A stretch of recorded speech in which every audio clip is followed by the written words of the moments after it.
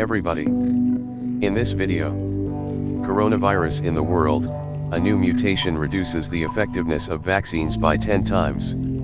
Scientists from the University of Cambridge have identified dangerous mutations of the coronavirus that reduce the effectiveness of the vaccine by 10 times. At the same time, Oxford experts proved that the Oxford-AstraZeneca vaccine provides good protection even after the first vaccination.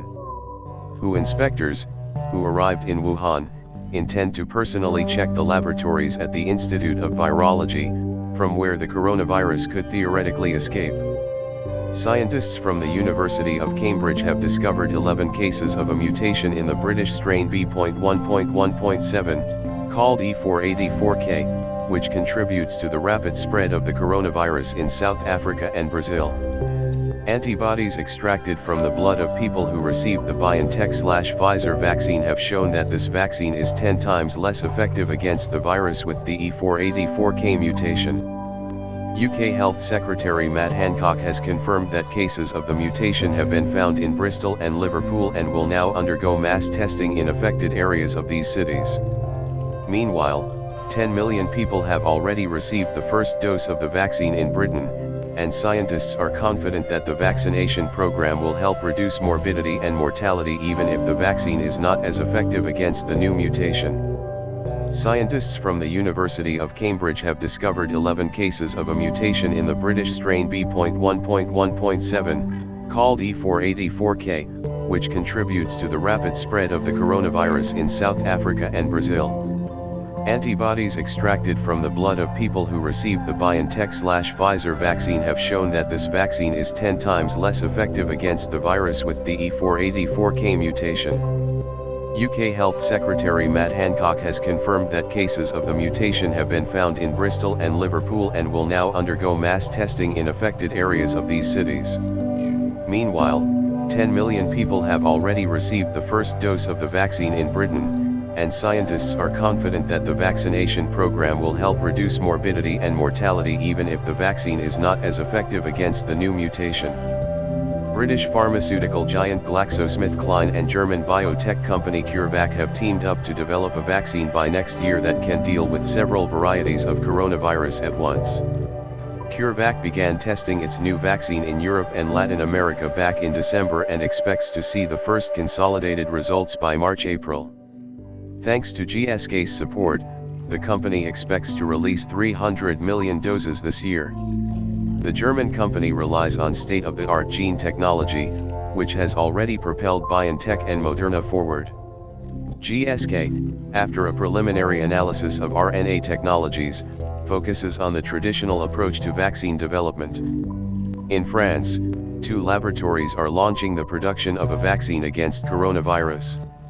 One of them will start production of Moderna in March, the second, in April, will start production of the Pfizer-BioNTech vaccine. Earlier, President Emmanuel Macron, responding to critics who accused the authorities of the vaccination program being too slow, promised that in the near future 4 vaccine factories would start operating in France at once. Domestic pharmaceutical giant Sanofi's admission that its own vaccine would not be ready until the end of the year dealt a blow to national pride, and the authorities insisted that the company start production of Pfizer-BioNTech in the second quarter, while continuing to develop its own products. French Foreign Minister Jean-Yves Le Drian even said that he would allow the use of the Russian Sputnik V vaccine if it passes the test for compliance with European standards. France is doing its best to avoid a new national lockdown, but the number of deaths continues to grow. On Tuesday, 404 deaths per day were noted, and there are already 3,270 patients with coronavirus in intensive care units. In Norway, the lockdown regime began to weaken gradually. Shops and restaurants that are not located in crowded shopping centers are allowed to open, but the ban on the sale of alcohol there remains. A number of restrictions on classes in schools are removed. Now more students will be able to attend classes, and there will be more students in the classroom. Tough measures were introduced on January 23 in connection with the outbreak of a new British strain.